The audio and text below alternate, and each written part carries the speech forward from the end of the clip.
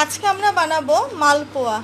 আর মালপোয়া বানাতে কি কি লাগে সেটা আপনারা আমি বলে দিচ্ছি কি কি উপকরণ লাগছে। আর তাছাড়া এই মালপোয়া কোনো শিরাতে বা আলাদা কোনো ঝঞ্ঝাট ছাড়া আপনারা একবারেই তৈরি করে নিতে পারবেন। তাহলে চলুন দেখে নিচ্ছি আমি মালপোয়াটা কি করে বানিয়েছি আর কি কি উপকরণ লাগছে। আজকে আমরা বানাবো মালপোয়া, এটা আমাদের জন্মাষ্টমী স্পেশাল।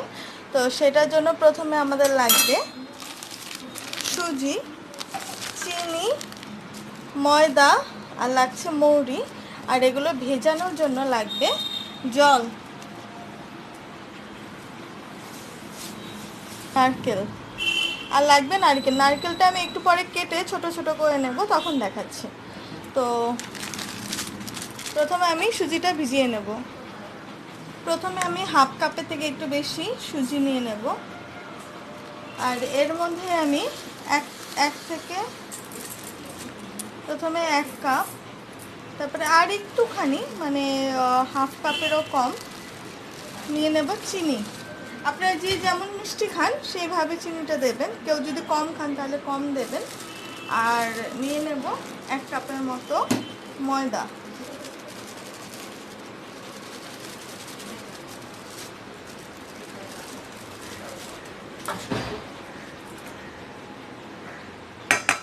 এটা হচ্ছে আমার রেশিও। এতে আপনার মোটামুটি 8 থেকে 10টা মালপোয়া হবে, সেটা আপনার সাইজ অনুযায়ী। আমি একটু মিডিয়াম সাইজের করব, সেজন্য আমার এটাতে মোটামুটি 10টার বেশি মালপোয়া হবে। এবার এইখানে আমি দিয়ে দেবো পরিমাণ মতো জল। যেহেতু আমি ঠাকুরের জন্য বানাচ্ছি সেজন্য আমার আমি এটা ঠাকুরের হাঁড়ি, সেজন্য এটাতে জল নিয়ে নিচ্ছি। এবার এটাকে আমি ভালো মতো একটুখানি মিশিয়ে নেব।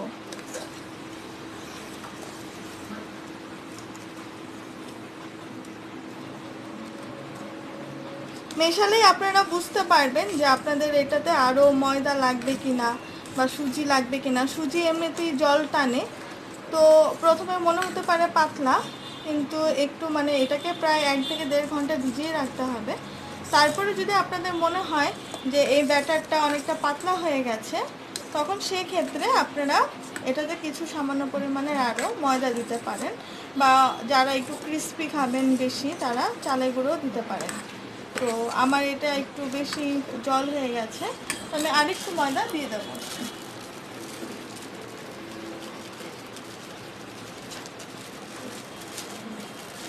এখানে আমি আরও হাফ কাপের মতো ময়দা দিয়ে দিয়েছি। দিয়ে এটাকে একটু মিশিয়ে নিতে হবে। দেখুন মিশ্রণটা এরকম একটু ভারী হবে। আর এটা ভিজে গেলে আর সুজিটা যদি আর একটু ভেজে তখন আরও বেশি ভারী হয়ে যাবে। এবার এর মধ্যে আমি অল্প পরিমাণে মৌরি দিয়ে দেবো, ঠিক এইটুকুনি পরিমাণে মৌরি দিয়ে দেবো। আর আমি একটু পরে নারকেলটা ফাটিয়ে ছোট ছোট করে কেটে নিয়ে তারপরে আপনাদের দেখাবো ভাজার সময় যে কীভাবে এটা ভাজতে হবে। তাহলে এটা 1 ঘন্টার মতো, মিনিমাম 1 থেকে 1.5 ঘন্টা, মিনিমাম 1 ঘন্টা আপনাদের ভিজাতেই হবে। আর আমি মোটামুটি 1.5 ঘন্টার মতো ভিজিয়ে রাখবো। তো তারপরে দেখাচ্ছি কীভাবে এটাকে ভাজতে হবে। 1.5 ঘন্টা পরে দেখুন ব্যাটারটা এরকম হয়েছে, সব সুজিগুলো আর চিনিগুলো ভিজে গেছে। এরপর আমি যে বলেছিলাম নারকেলগুলো ছোট ছোট করে কেটে নেব, নারকেলগুলো আমি এরকমভাবে ছাড়িয়ে নিয়েছি, দিয়ে আমি বটি দিয়ে ছোট ছোট করে কেটে নিয়েছি। এবার এই নারকেলগুলো আমি এটার মধ্যে মিলিয়ে দেবো। আপনারা চাইলে আরও ছোটো করে নিতে পারেন, বা কালো এটা ফেলে দিতে পারেন, সেটা আপনাদের ব্যক্তিগত চয়েস। কিন্তু আমি এটা রেখেছি এমনি, জাস্ট আমার কাছে টাইম কম ছিল সেজন্য। নারকেলগুলো আপনারা যেটা আমরা কোরানো বলি সেভাবেও নিয়ে নিতে পারেন, কিন্তু এইভাবে দিলে আপনার খেতে ভালো লাগে। এবার চলুন দেখাচ্ছি কি করে ভেজে নেব। দেখুন আমি এখানে কড়াইতে তেল দিয়ে দিয়েছি। আর যেটা আমি জন্মাষ্টমীর জন্য করেছি সেজন্য এটা আমার নিরামিষ কড়াই। আর এরকম একটা গ্লাস নিয়ে নিতে হবে, বা যেটা আমরা ডালের চামচ বলি সেটাও নিয়ে নিতে পারেন। তো এটাকে কী করতে হবে, এরকমভাবে ভালো মতো মেশানোর পরে এরকমভাবে গ্লাসে ঢেলে নিতে হবে, বা এরকমভাবে চামচ দিয়ে আপনাদের যেভাবে সুবিধা হয় সেভাবে আপনারা ঢেলে নেবেন। ঢেলে নেওয়ার পরে এই ব্যাটারটাকে এরকমভাবে তেলের মধ্যে ছেড়ে দিতে হবে, আর তেলটা একটু ভালো মতো গরম করে নিতে হবে।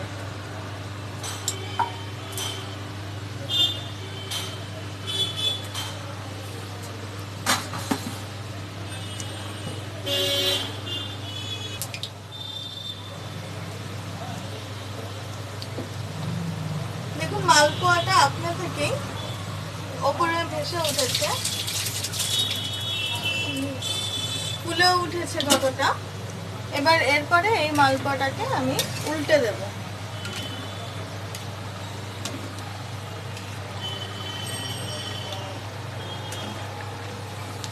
এরকম ভাবে উল্টে দিতে হবে। উল্টে দিয়ে এই সাইডটাকেও আমি আস্তে আস্তে ভেজে নেব।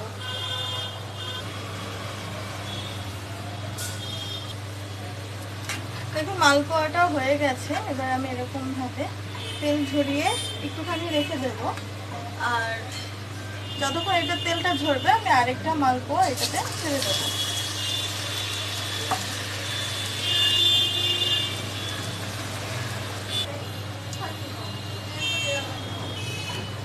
দেখুন মালপোয়াগুলো সুন্দর করে ফুলে ফুলে উঠেছে। এবার তেলটা যখন পুরো গরম হয়ে যাবে তখন গ্যাসটা মিডিয়াম আঁচে রেখে দেবেন, তাহলে আপনার মালপোয়াগুলো ভেতর থেকে ভালোভাবে হয়ে যাবে। আর আমার এই মালপোয়ার রেসিপি যদি আপনাদের ভালো লেগে থাকে তাহলে অবশ্যই আমাকে কমেন্ট করে জানাবেন, আর আমার চ্যানেলটিকে সাবস্ক্রাইব করে দেবেন, আর এই ভিডিওটিকে প্লিজ একটা লাইক করে দেবেন। এরকম করে আমি সবগুলো মালপোয়া ভেজে নেব, আর দেখাচ্ছি যে কটা মালপোয়া হচ্ছে আমি যতক্ষণ অ্যামাউন্ট করছি। আমি ভেজে নিচ্ছি তারপর দেখাচ্ছি। এটা হচ্ছে লাস্ট মালপোয়া, এটা মানে একটু বেশি বড় হয়ে গেছে, কারণ লাস্টে একটুখানি থাকে না, সেটা লাস্টে দেখুন কি সুন্দর ফুলে উঠেছে মালপোয়াটা। আর এখানটাতে দেখাচ্ছি আমি একটু ঘুরিয়ে, এখানটাতে দেখুন এতগুলো মালপোয়া হয়েছে। আমি প্রথমে ছোট ছোট বানাচ্ছিলাম, তারপরে ভাবলাম যে একটু বড় করে বানাই, তো বড় ছোট মিলিয়ে প্রায় 15 থেকে 18টা মালপোয়া হয়েছে। আমি যা মেজারমেন্ট বলেছি তাতে এতগুলো মালপোয়া হয়েছে। এরকমভাবে ঝরিয়ে ঝরিয়ে মালপোয়া তুলে নিতে হবে।